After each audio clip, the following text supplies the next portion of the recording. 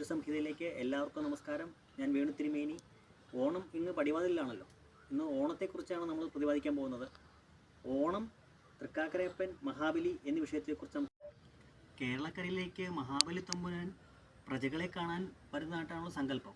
മഹാവിഷ്ണു വാമൻ്റെ അവതാരം കൈക്കൊണ്ട് മഹാബലി തമ്പുരാനെ ചവിട്ടിത്താഴ്ത്തി എന്നാണ് നമ്മൾ പഠിക്കുന്നത് പോലും. അതങ്ങനെയാണോ? അല്ല, ഭക്തോത്തമനായ മഹാബലിക്ക് ഭഗവാൻ മോക്ഷം കൊടുക്കുന്നതായിട്ടാണ് ഭാഗവതത്തിലും വാമന പുരാണത്തിലും പറയുന്നത്. പാലാഴി മദനത്തിന് ശേഷം പരാജിതരായ അസുരന്മാർ വിശ്വജിത്ത് എന്ന യാഗം നടത്തി പ്രബലരാകുകയും ത്രിലോകങ്ങളെ ആക്രമിക്കുകയും ദേവലോകം ആക്രമിക്കുകയും ദേവേന്ദ്രനെയും ദേവന്മാരെയും പുറത്താക്കുകയും ചെയ്യുകയും അതിൽ വിഷണ്ണനായ ദേവേന്ദ്രൻ മഹാവിഷ്ണുവിനെ അഭയം പ്രാപിക്കുകയും മഹാവിഷ്ണു ദേവമാതാവായ അതിഥിയിൽ വാമനാവതാരം കൈക്കൊള്ളുകയും ചെയ്തു. യഥാർത്ഥത്തിൽ മഹാബലി പ്രഹ്ലാദൻ്റെ കൊച്ചുമനാണ്. മഹാബലിയുടെ യഥാർത്ഥ പേര് ഇന്ദ്രസേൻ എന്നാണ്.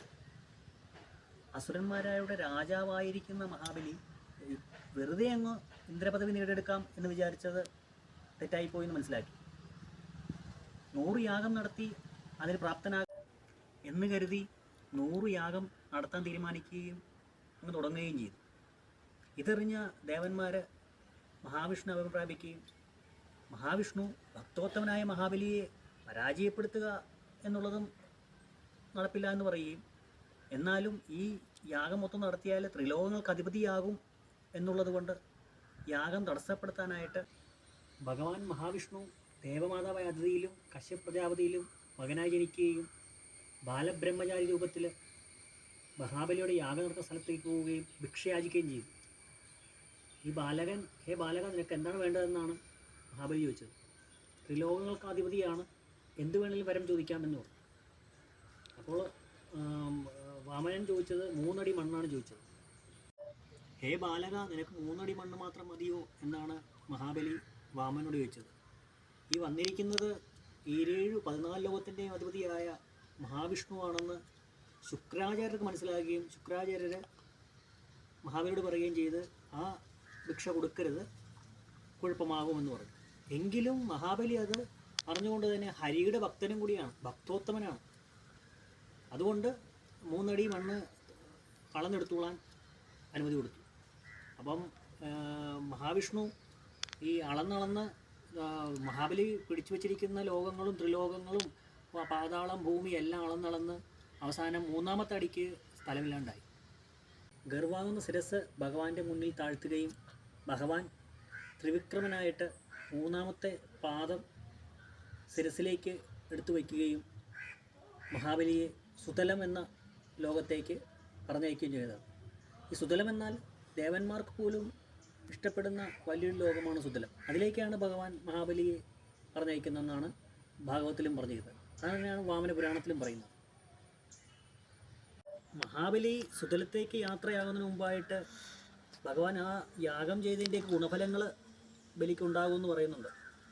അപ്പം 8ാമത്തെ മന്വന്തരത്തിൽ, സാവർണി മന്വന്തരത്തിൽ ബലിയായിരിക്കും ഇന്ദ്രസഭ ഭരിക്കുകയെന്നും ഇന്ദ്രപദം ബലിക്കായിരിക്കുമെന്നും പറഞ്ഞു.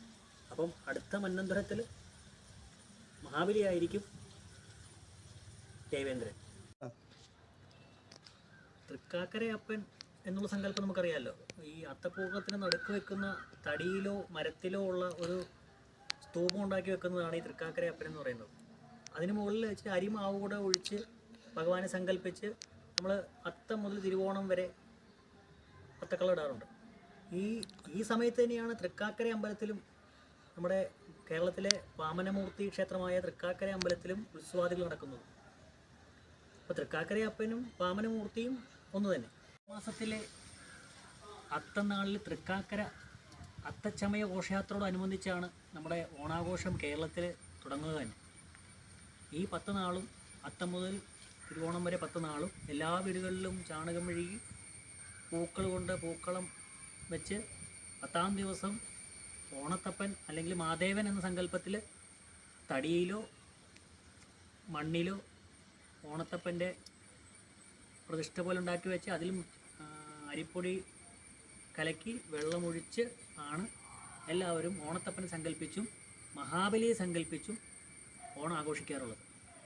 അന്ന് എല്ലാ വീടുകളിലും എല്ലായിടത്തും വിഭവസമൃദ്ധമായ സസ്യാഹാര ഭോജനങ്ങൾ നടത്തി ഭഗവാനെ സന്തോഷിപ്പിക്കാനും ഈ മഹാബലിയുടെയും തൃക്കാക്കരയപ്പൻ്റെയും അനുഗ്രഹ ആശീസ്സുകൾ മേടിക്കാനും മലയാളികൾ മുതിരുന്നു.